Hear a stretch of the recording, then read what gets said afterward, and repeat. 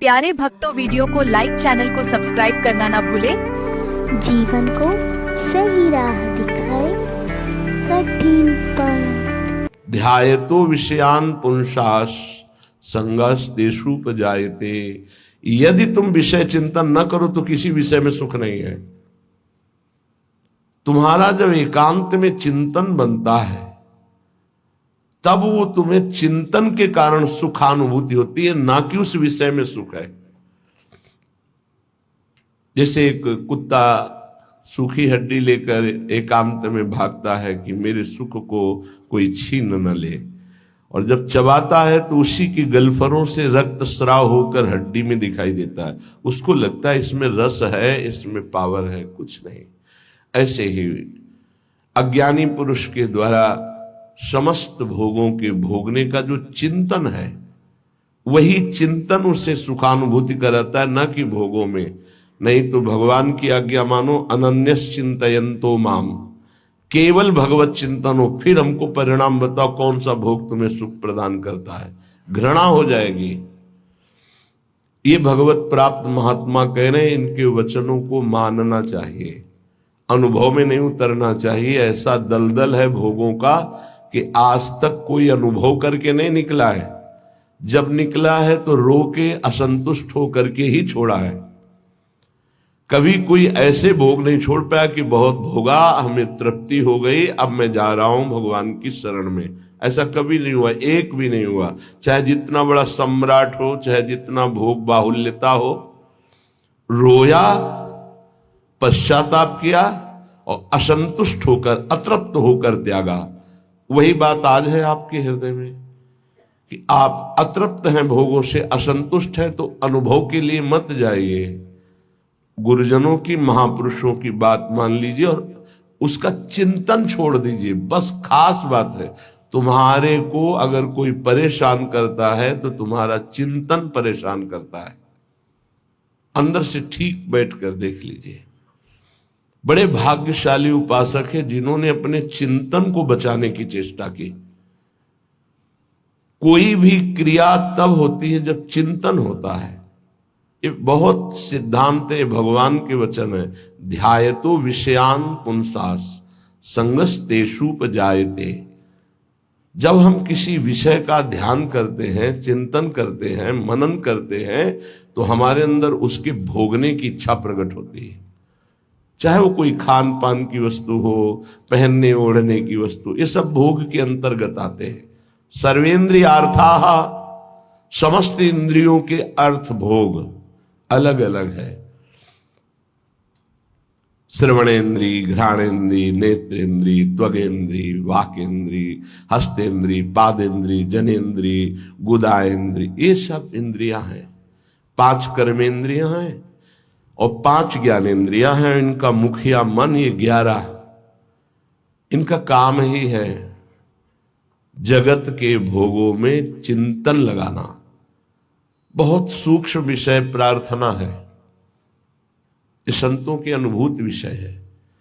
चिंतन किसी विषय का ना हो और फिर कोई भोग भोगो, बिल्कुल 100 में 100% आपको सुख नहीं मिलेगा। और ऐसे महापुरुषों का जो चिंतन भगवान में स्थित है, प्रियालाल में स्थित है, उनके लिए कहा गया वो विषयान ग्रहणंत मुंचंत, वह कोई फर्क नहीं पड़ता। विषय सेवन में, पाप कृत्य में, पुण्य कृत्य में अंतर से देखा जाता है कि उसको बराबर 5 व्यक्ति बराबर वही क्रिया कर रहे हैं, चाहे वो पाप की हो या पुण्य की हो, लेकिन 5 का फल अलग अलग हो सकता है। एक का राग नहीं है, बिल्कुल केवल क्रिया है, बिल्कुल राग नहीं है, बिल्कुल नहीं बंधेगा, उसका हर कर्म अकर्म हो जाएगा। एक है बहुत कम राग है, उसको बहुत कम फंसाओ उसको होगा। एक है संपूर्ण राग चित्त में है, उसको पूरी आसक्ति उसकी दुर्गति करा देगी। अंतर से तुम कितना चिंतन करके उस भोग को स्वीकार किए हो, बस खास बात है। इसलिए भगवत प्राप्ति के मार्ग में चाहे जो विषय हो, यदि वो बहुत प्रिय लग रहा है और उसका हमारा चिंतन बना है तो उसे हमें सेवन नहीं करना चाहिए, चाहे वो कितना सतोगुणी भोग क्यों न हो, क्योंकि हमारा चिंतन बना है। और अगर हम भोगेंगे तो चिंतन पुष्ट हो जाएगा और बार बार चिंतन होगा तो हमारे चिंतन में विघ्न पड़ेगा। इसलिए जिस वस्तु का चिंतन हो कि आज तो अमुक चीज खानी है, अमुक चीज देखनी है, अमुक चीज भोगनी है, उसका बहुत सरलता पूर्वक यदि माया ने सानिध्य दे दिया है तो भी ना भोगा जाए, ये बहुत अंदर से अध्यात्म पुष्टि की बात है, इसे समझ लो। श्रीपाद कह रहे विषम, पहली बात यह है कि तुम हर्षित होकर जे ही भोग में जाओगे तो परिणामता तुम्हें शोक मिलेगा, क्योंकि द्वंद्व है ये विषम है। हरिवंश महाप्रभु इसी संसार पर विजय प्राप्त करने के लिए प्रेम की बात कही है। अगर इस संसार को जीतना है तो एकमात्र भगवत प्रेम है, दूसरा कुछ नहीं, दूसरी किसी की सामर्थ्य नहीं है। प्रेम में बहुत प्रबल शुभ अशुभ दुर्ग विध्वंस बल तब जयति जयति जग उच्चरे। सेवक जी महाराज कह रहे जीति विषम संसार कीर्ति जग विस्तर है। जीति विषम संसार कौन? जय जय श्री हरिवंश नाम गुण गाई है, जो नाम जप कर रहे हैं, लीला गायन कर रहे हैं।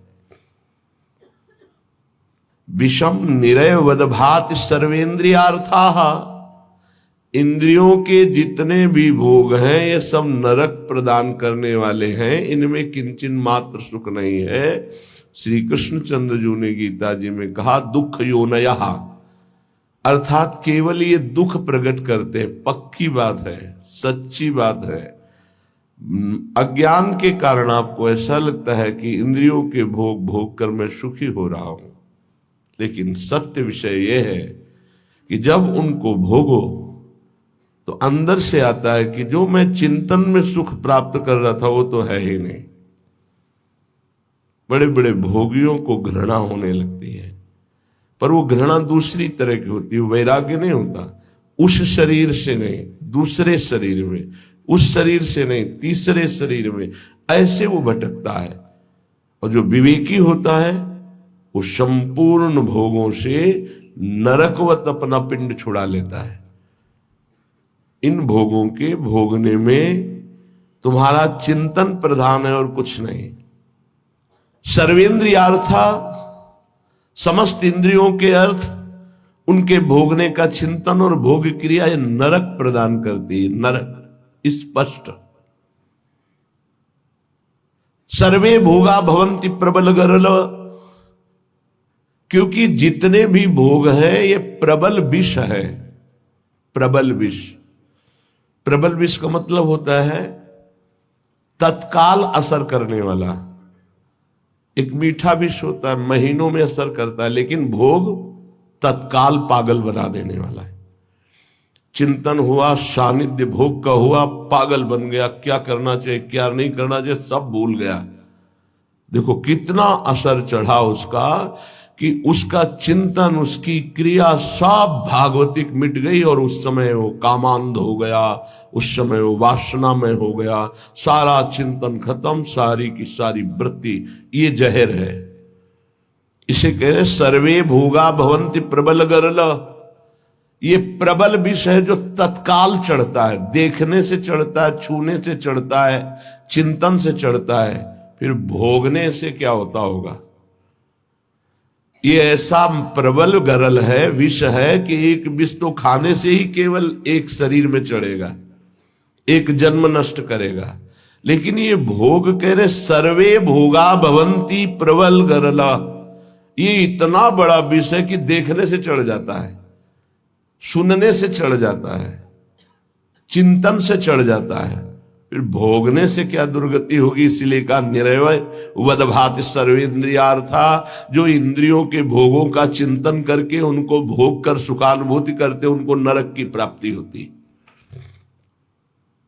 भगवान ने भी कहा त्रिविधम नरकश्चेदम द्वारम नाशन मात्मनः कामः क्रोधा तथा लोभा तस्मादेत्रेम त्यजेत। ये तीनों नरक के द्वार हैं, काम क्रोध लोभ, ये निश्चित नरक प्रदान करते हैं। वन्युद्भट ज्वाल कल्पाहा, और ये भोग क्या करते हैं, हृदय को जलाते हैं, अग्नि जैसे जला करके त्वगेंद्री को, शरीर को कष्ट देती है। लेकिन ये कारण शरीर तक प्रभाव डालते हैं भोग, स्वभाव, अंतःकरण, इंद्रियां और स्थूल शरीर भी। इस तीनों शरीरों पर विष का प्रभाव पड़े, ऐसा विष की रचना आज तक नहीं हुई प्रकृति में। प्राकृतिक विष केवल स्थूल शरीर पर प्रभाव डालता है, इस पर। लेकिन ये सर्वे भोगा भवंति प्रबल गरलहा, ये स्थूल शरीर पर भी प्रभाव डालते हैं, सूक्ष्म शरीर को बसीभूत कर लेते हैं और स्वभाव को बिगाड़ देते हैं। देहाभिमानी पुरुष जब इंद्रियों के द्वारा विषयों का चिंतन करके भोग करता है तो उसके तीनों शरीर बर्बाद हो जाते हैं, तीनों शरीर उसके गंदे हो जाते हैं। ये इसीलिए जो विज्ञजन है वो कह रहे हैं कि इससे बड़ा कोई जहर ही नहीं है। सर्वे भोगा भवंति प्रबल गरला वन्युद्भट ज्वाल कल्पाहा, हृदय जलाता है, भोगने पर भी जलन, भोगने के बाद भी पश्चाताप की जलन, पश्चाताप की जलन। और वो पश्चाताप टिकाऊ नहीं होता है। 1 घंटे 2 घंटे जलन हुई, तीसरे घंटे फिर उसी भोग की चिंतन वृत्ति, फिर वही भोग की क्रिया। बड़ी दुर्गति है संसारिक जीव की, बड़ी दुर्गति। ऊपर से चिकना चुपड़ा शांत नजर आ रहा है, अंदर देखो इसमें लिखा है वन्युद्भट ज्वाल कल्पाहा कामाग्नि क्रोधाग्नि लोभाग्नि, उससे जल रहा है वो। कीट प्रायाः समस्त प्रवर सुरगणाः सिद्ध्यश्चेन्द्र जाल, कह रहे कि बड़े महापुरुष हैं, इसलिए कह रहे हैं कि इन कीड़ों में और देवताओं में कोई फर्क नहीं है। क्यों? प्रारब्धानुसार कीड़ा भी अपने भोग को भोग रहा है, देवता भी भोग को भोग रहे हैं। देवता कोई नवीन कर्म करके भजन थोड़ी कर रहे हैं, अपने पूर्व पुण्यों को भोग रहे हैं। तो कीट प्रायः समस्त प्रवर सुरगणाः, ये प्रवर माने होता श्रेष्ठ, श्रेष्ठ जो देवता लोग हैं हमारी दृष्टि में कीड़े से ज्यादा नहीं है। क्यों? क्योंकि जैसे कीड़ा अपना प्रारब्ध भोग रहा है, ऐसे देवता अपने प्रारब्ध भोग रहे हैं। शुभ कुछ नहीं है उनके पास, नवीन कर्म नहीं, जितना रुपया जमा उसका भोग कर रहे हैं। जैसे बढ़िया होटल है, हर व्यवस्था है, आपका पेमेंट है तो आप भोगिए हर भोग। जिस दिन पेमेंट खत्म हुआ धक्का मार के बाहर कर दिए जाओगे। ऐसे ही स्वर्ग से धक्का मार के गिरा दिया जाता है। उसके गले में एक माला पड़ी होती है, वो माला नित्य नवीन सुगंधित रहती है जब तक उसको स्वर्ग में रहना है। और जहां माला कुम्हलाई तो पता चला कि पुण्य नष्ट हो गए। अब उसको भारी वियोग, उसका विमान छिन जाएगा, उसका महल छिन जाएगा, उसको अप्सरा जो मिली थी वो सब भोग सामग्री एक क्षण में हटा के, देव शरीर से हटा के भ्रष्ट कर दिया गया। फिर मृत्यु लोक में क्या बनेगा कि कीड़ा पतिंगा क्या बनेगा वो भगवान जाने। इसीलिए कह रहे मेरी दृष्टि में कीड़े से और देवता से समानता जब करते हैं तो बराबर नजर आता है। वो अपने प्रारब्ध का भोग भोग रहा है, अपने प्रारब्ध का। तो बोले मनुष्य का उदाहरण क्यों? मनुष्य श्रेष्ठ है देवताओं से। क्यों? क्योंकि वो राधा राधा कृष्ण कृष्ण जप करके वो भगवत प्राप्ति कर सकता है, देवता नहीं कर सकते। कीट प्रायाः समस्त प्रवर सुरगणाः सिद्ध्यश्चेन्द्र जाल। अब कह रहे ये जो अष्ट सिद्धियां और भी 28 सिद्धियां और भी अन्य छोटी सिद्धियां, बोले ये इंद्रजाल है, कोई भगवदानंद नहीं है। इंद्रजाल माने होता है जो है नहीं पर दिखाया जा रहा है, माया का, जादू का एक नया तमाशा। सिद्धियां क्या है? माया का एक नया तमाशा। अगर उनको और क्या तमाशा, यही है अभी यहां है और इसी समय कहीं और है। जब दोनों अरे बड़े तो सिद्ध पुरुष हैं, अभी तो यहां हमारे सामने, तो बोले ठीक इसी समय हमारे पास भी थे, बोले बड़े सिद्ध पुरुष हैं। ये क्या है? कोई खास बात थोड़ी है। अष्ट सिद्धियां सिद्ध्यश्चेन्द्र जाल, ये इंद्रजाल माया जादू का तमाशा है। यह है प्रेम की प्राप्ति के लिए जो हमें विकलता चाहिए, वो यहां कहीं नहीं टिकना। प्रायः संस्वाद्य वृंदावन रसिक रसम माद्यते मेद्य हृदयम।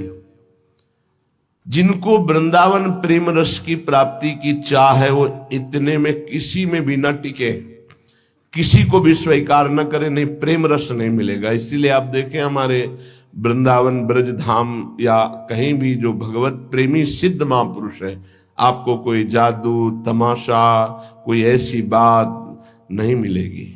सीधे सरल स्वभाव, नमन कुटिलाई। तो यहाँ की सिद्धि क्या है? यहाँ के सिद्धों को क्या प्राप्त होता है?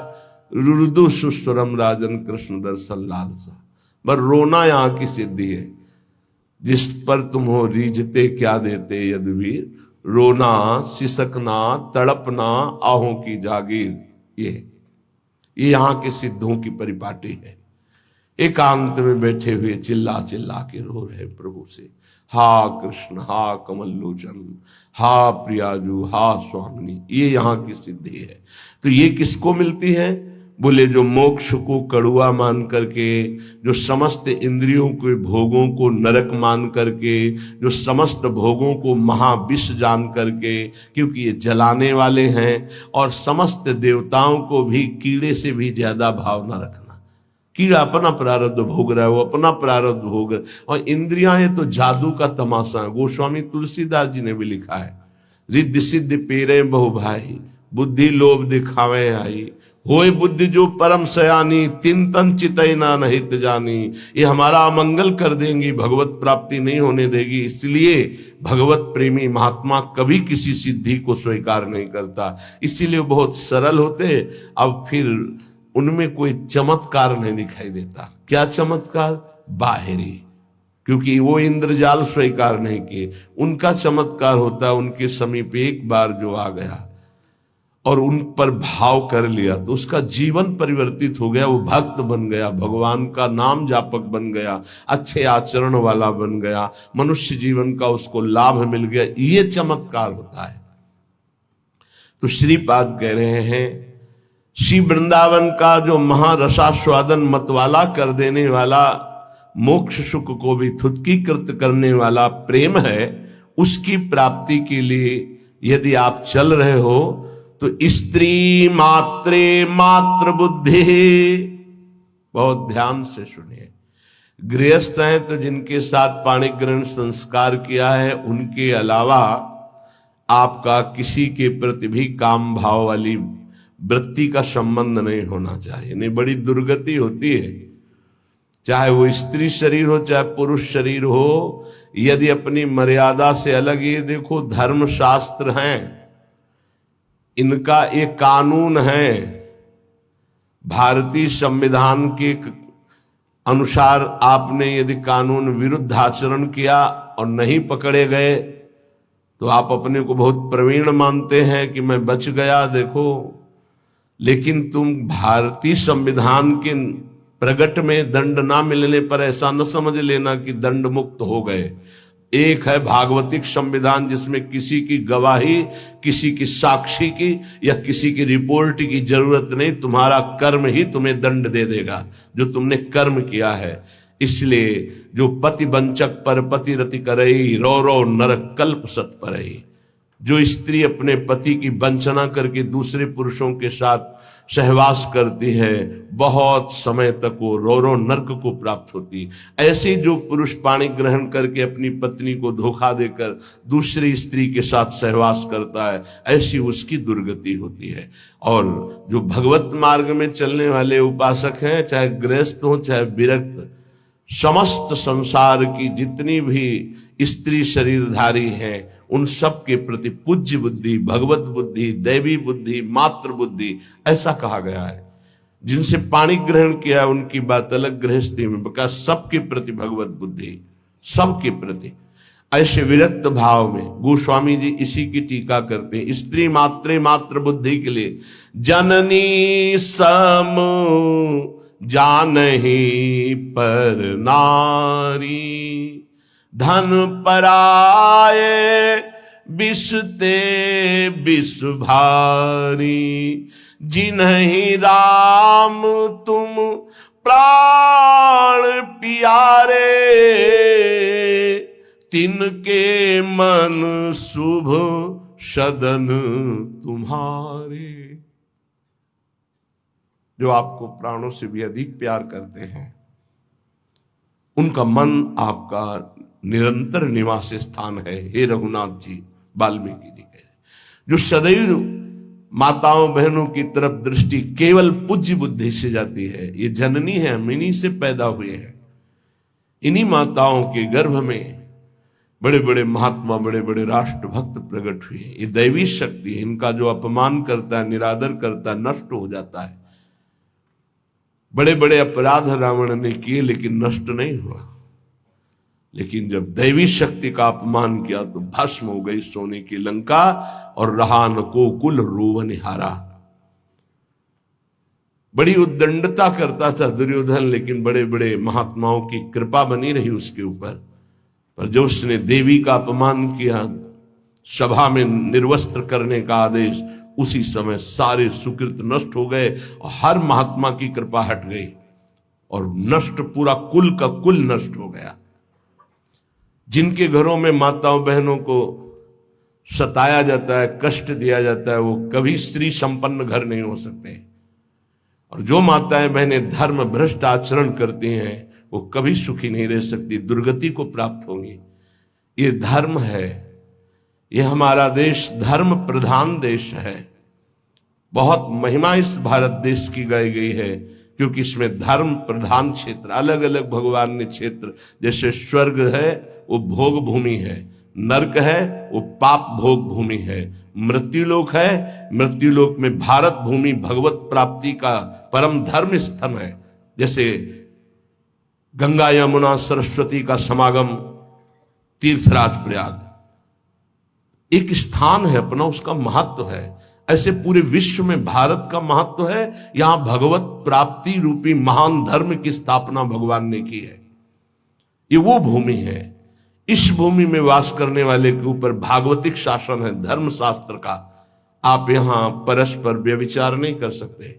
जो हमारे शास्त्र मर्यादा है उसके विरुद्ध आचरण नहीं। स्त्री मात्रे मात्र बुद्धि आदेश कर रहे हैं, संपूर्ण स्त्रियों में मात्र बुद्धि। देखो गांव में हमने देखा है, छोटी छोटी जो बालिकाएं 10-11 से, तो सब उनके चरण छूने की भावना, घर के जन भी, अरे तू तो कन्या है, देवी है, जैसे वो पिता के चरण छूने के लिए चले, ला इधर पैर ला, हम गांव की बात करें, ऐसे चरण तो दुर्गा है, कन्या है, देवी है, ऐसी भावना है। नवरात्रि में पवाया जाता है ना आराधना करके, तो उनके प्रति वही बुद्धि रखो जो नवरात्रि में बुद्धि रखते हो कि ये तो सब नवीन अवस्था की बच्चियां दुर्गा स्वरूप है, देवी स्वरूप है। तो वैसे ही स्त्री मात्रे मात्र बुद्धि, ये सब जगदम्बा है, हमारी श्री जी की निज सखियां हैं। इनके चरणों में वंदना करे तो प्रिया जो से प्रेम हो जाएगा, और इनके प्रति दोष भाव करे तो नरक की प्राप्ति होगी। ऐसे ही स्त्री शरीर को चाहिए पुरुष शरीर के प्रति भगवत भाव रखना। गोस्वामी तुलसीदास जी ने लिखा है, मध्यम परपति देखई कैसे, भ्राता पिता पुत्र निज जैसे। अपने बराबर का देखा तो जैसे हमारा भाई हो तो कैसा हमारा भाव रहेगा, छोटा देखा तो पुत्र हो तो कैसा भाव रहेगा, और पिता के समान जो वयोवृद्ध बड़े हैं उनके प्रति पूज्य भाव रहता है। तो माता बहनें कैसे पुरुष को देखती, भ्राता पिता पुत्र निज जैसे।